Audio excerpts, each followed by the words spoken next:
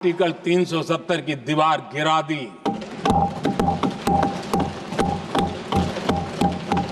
अब जम्मू कश्मीर और लद्दाख के उन राज्यों को,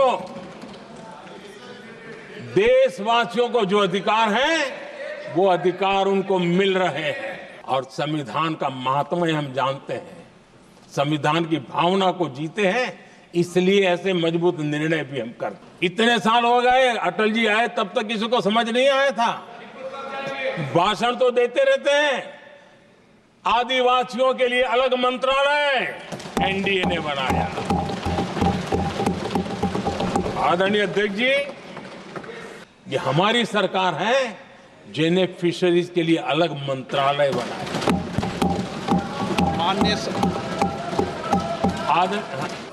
अगर स्किल डेवलपमेंट पर बल दिया जाए तो उनके लिए नए अवसर बन सकते हैं, उनकी आशा आकांक्षा के अनुरूप जिंदगी बना सकते हैं।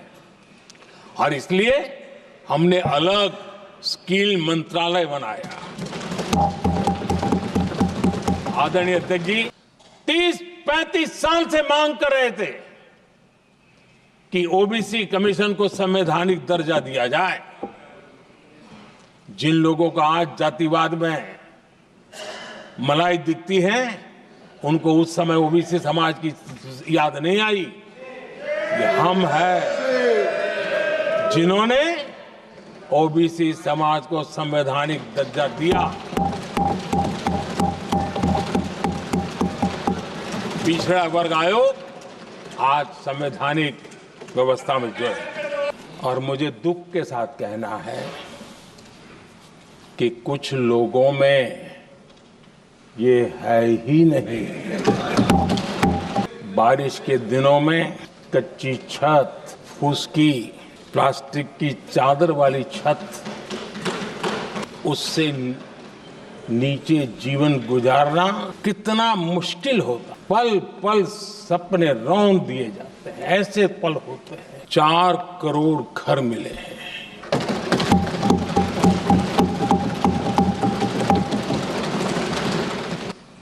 एक महिला जब खुले में शौच जाने के लिए मजबूर हो जाती है, वो या तो सूर्योदय के पहले या सूर्यास्त के बाद, कठिनाइयों के झेलने के बाद इस छोटा सा अपना नित्य कर्म करने के लिए निकल सकती है। तब उसे क्या तकलीफ होती थी, ऐसे लोग समझ नहीं सकते। आदरणीय सभापति जी, हमने 12 करोड़ से ज्यादा शौचालय बनाकर बहनों बेटियों की मुश्किलें दूर की। 16 करोड़ से भी ज्यादा घरों के पास जल का करने के लिए नल का कनेक्शन नहीं था। कुछ नेताओं का फोकस घरों में जकूजी पर, स्टाइलिश शावर्स पर, लेकिन हमारा फोकस तो हर घर जल पहुंचाने पर है।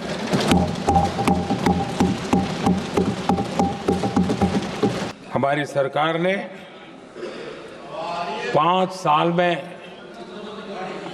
12 करोड़ परिवारों को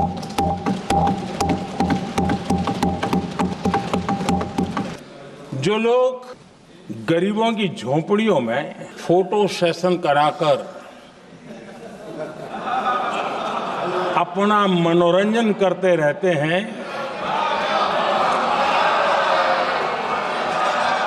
उन्हें संसद में गरीबों की बात बोरिंग ही लगेगी।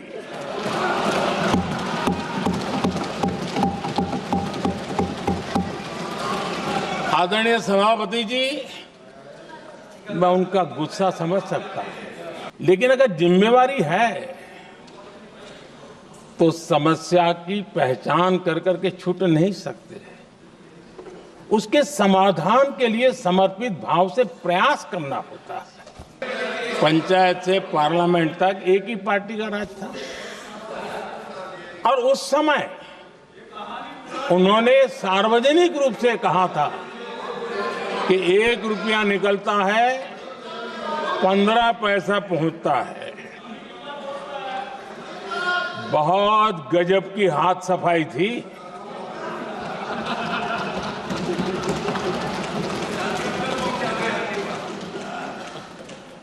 पंद्रह पैसा किसके पास जाता था ये देश का सामान्य मानवी भी आसानी से समझ सकता है।